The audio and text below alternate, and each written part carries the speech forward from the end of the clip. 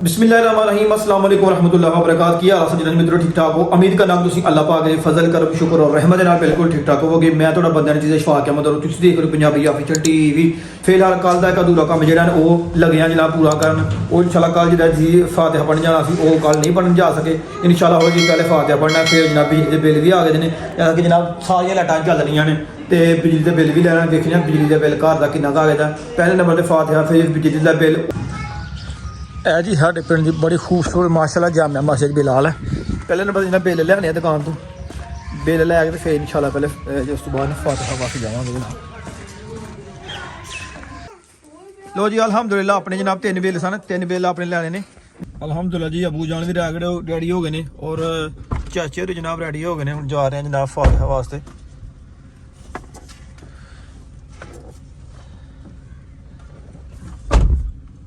चलिए जी।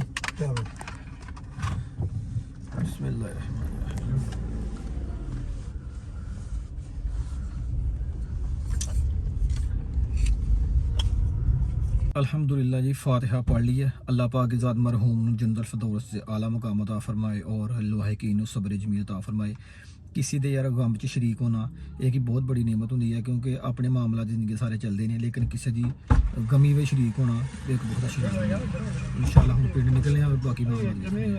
अचानक जनाब एक प्लान बढ़िया है कि मेरे बच्चों की नानी अम्मा जान दी तबीयत खराब है। अल्लाह पाक की ज़ात सेहत भी नसीब अता फरमाए। उन्होंने तबीयत का हाल हवाल पुछण जाना तो बच्चों को ड्रॉप करांगे नानी अम्मा के पिंड, उन्होंने नानी अम्मा के पिंड तो असी फिर निकल जावांगे किंगरे। फिर वापसी शाम को बच्चों ने रिसीव करांगे तो अपने पिंड निकल जावांगे। सज्जनों के मित्रों, बंदा जिन्होंने कितने प्राहुणा जाता है ना कोई चीज़ नाल लैके जानी चाहिए है, मतलब फ्रूट वगैरह बर्फी वगैरह असी जनाब फ्रूट लै लैने। उस तो बाद जनाब कैश कोल थोड़ा सी मैं वड्डे दरबार से भी हाज़री देनी चाहिए है। इत्थों जनाब पहले थोड़ा ना जाने कैश रिसीव करने। उस तो बाद जनाब अबू जान का मगर फोन आ गया कि बेटा जी फिश मेरे वास्ते जरूर लैके आना।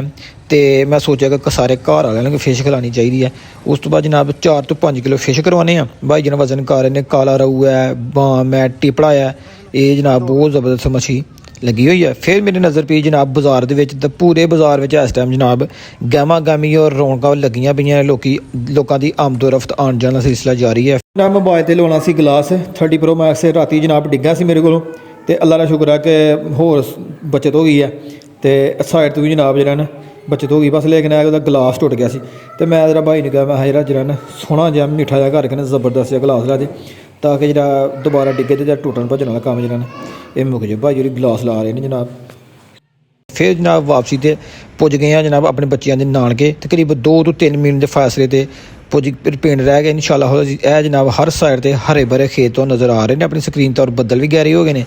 इंशाल्लाह अजीज बच्चों रिसीव करने तो फिर जनाब अपने पिंड वापसी जरा निकल जावांगे। वापसी जनाब आन के वेख्या तो खाना जनाब रेडी है। बहुत इसरार करने के बावजूद जनाब खाना खाने पै रहा। चेक करे सा माशाअल्लाह जी, चावल सलाद पानी इंशाल्लाह जी। पहले खाना खाने बच्चों की करते पे हो तुसी? अल्हम्दुलिल्लाह जी जनाब जिन्नी तरफ सी खाना अल्हम्दुलिल्लाह खा लिया। हुण पिंडां दे विच जनाब खाने तो बाद चाय पेश की जाती है तो 1 कप चाय आए हाय आए हाय। अल्हम्दुलिल्लाह जनाब खैर वफीद नाल अपने पिंड पुज आए हैं। ये जनाब अज का व्लॉग करने इत्थे खत्म। अपने मेज़बान बंदे अशफाक अहमद नूं दिओ इजाज़त। अपना बहुत सारा ख्याल रखना, दुआवां याद रखना। फी ईमान अल्लाह। ओके अल्लाह हाफिज़।